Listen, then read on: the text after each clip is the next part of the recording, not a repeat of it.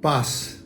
Eu quero ler para vocês hoje Mateus capítulo de número 23, também o versículo de número 23. É uma denúncia que Jesus vem fazendo contra os fariseus, mostrando a hipocrisia dos fariseus, e aqui eu já faço um adendo, antes de entrar no texto, que a gente geralmente, quando fala de farisaísmo, nós sempre pensamos em pecados morais. A gente acha que o fariseu é aquele que peca, né? Esse pecado moral que a gente geralmente considera do tipo pecados sexuais, pecados de honestidade, né? de roubar, de corrupção, esses pecados morais que são geralmente aqueles que a gente mais observa. Mas o farisaísmo, como Jesus os denuncia, principalmente no capítulo 23 de Mateus, tinha muito mais a ver com a negligência dos afetos, a negligência da compaixão, da solidariedade, da misericórdia. Então, no capítulo 23, versículo 23, Jesus diz assim, olha que contundente esse versículo. Ai de vós, escribas e fariseus, hipócritas, porque vocês dão o dízimo da hortelã, do endro e do cominho, que eram temperos daquela época, dava o dízimo do tempero, e vocês negligenciam os preceitos, e aqui agora, prestem atenção, os preceitos mais importantes da lei, que são o quê? Justiça, a misericórdia e a fé. Vocês deveriam ser cuidadosos com aquelas primeiras coisas, quer dizer, criteriosos com os preceitos da lei, mas sem omitir, sem deixar de praticar isso que vocês estão negligenciando. Por que esse texto é muito importante? Porque nós vivemos o apogeu, durante o meu tempo de vida, desse critério ferrenho de policiar, patrulhar, de zelar pelos detalhes da lei, pelos detalhes de versículos, pelos detalhes de certas doutrinas. E o que nós observamos ultimamente, e isso ficou muito evidente nesses últimos 2, 3 anos, é que aqueles mais zelosos, aqueles mais ortodoxos, aqueles mais criteriosos, guardiões da santa doutrina evangélica, se mostraram homens e mulheres sem compaixão, intolerantes, que não permitiram que o coração deles tivesse solidariedade, afeto, amor à beleza, à cultura. Então, o Evangelho diz assim, pelos frutos nós os conhecemos. Então, qual é o fruto de uma teologia? Qual é o fruto de uma doutrina? Qual é o fruto de uma igreja evangélica em que as pessoas são negacionistas, quer dizer, negam a ciência, negam as evidências científicas e empíricas?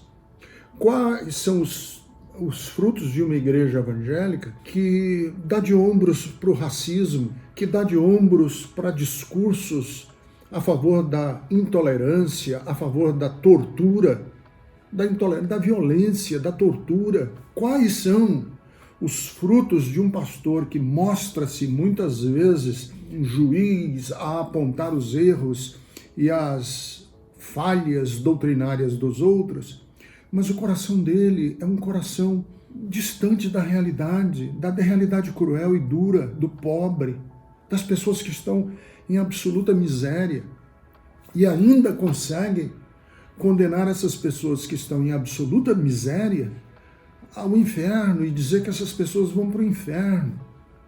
Pessoas que nasceram, criaram-se e vão morrer no abandono, no esquecimento. E o Evangelho não tem nada a dizer a essas pessoas sobre a vida que elas vivem, sobre as injustiças que as oprimem. Nós precisamos urgentemente rever a nossa teologia e os contornos das nossas doutrinas, porque nós estamos agora num tempo em que o sofrimento dos outros, que a dor dos outros, clama para que nós saiamos do zelo, do cuidado, aqui o versículo de número 23 de Mateus, capítulo 23, desse zelo de sermos detalhistas nas questões menores, nas questiúnculas, e abandonarmos aquilo que é mais importante, a justiça, a misericórdia, sermos praticantes, porque é a misericórdia que deve triunfar num momento como esse. Eu tenho um conceito de hospitalidade que ele vai para além, porque a hospitalidade é você abrir um espaço na sua casa para que o estranho venha e se abrigue nela. Uma pessoa hospitaleira é a pessoa que recebe um convidado, um familiar, e diz assim, seja bem-vindo à minha casa. Isso é hospitaleiro no sentido mais puro da palavra. Mas há um outro conceito de hospitalidade que eu quero nutrir com vocês. É a gente abrir um espaço na nossa mente, não na casa física, mas nos nossos conceitos, nas nossas ideias. Porque as nossas mentes, as nossas cabeças, o nosso coração, às vezes são como salas. A minha cabeça é como uma sala, a minha mente é como uma sala. A minha doutrina é como se fosse um apartamento. E aí eu permito que o estrangeiro entre no espaço das minhas convicções, das minhas ideias, e eu permito que ele entre por uma questão de compaixão. Eu posso até e discordar dele, eu posso até não gostar de imediato do que ele diz e fala, mas eu consigo albergá-lo, hospedá-lo na minha cabeça, na minha mente, nas minhas ideias, nos contornos das minhas convicções e certezas, em nome do amor e da tolerância.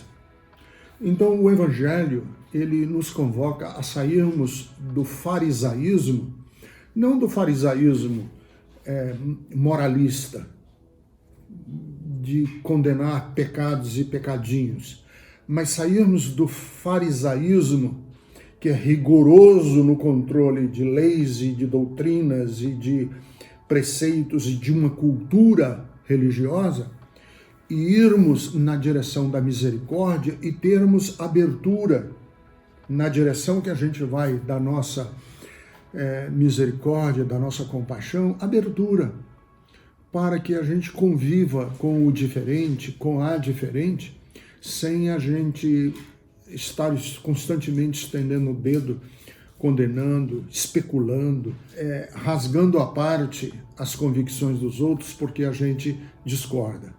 É um momento assim. A humanidade precisa que, se há um polo de extrema violência, que haja um outro polo da extrema hospitalidade, da extrema suavidade, do extremo carinho. E é esse o polo que Jesus sugere no Sermão da Montanha, quando ele diz que nós devemos orar pelos nossos inimigos, por aqueles que a gente discorda, por aqueles que a gente até não gosta. A única intolerância que nós devemos ter é com a própria intolerância. O único medo que nós temos que ter é o medo de ter medo. A única patrulha que devemos exercer é a patrulha de sermos profunda e completamente intolerantes com o próximo. Tá bom? Que Deus abençoe você, que Deus abençoe nossas vidas e vamos, sim, cultivar a misericórdia, porque ela triunfa sobre o juízo. E lembre-se que unidos e unidas, juntos e juntas, a gente vai mais longe.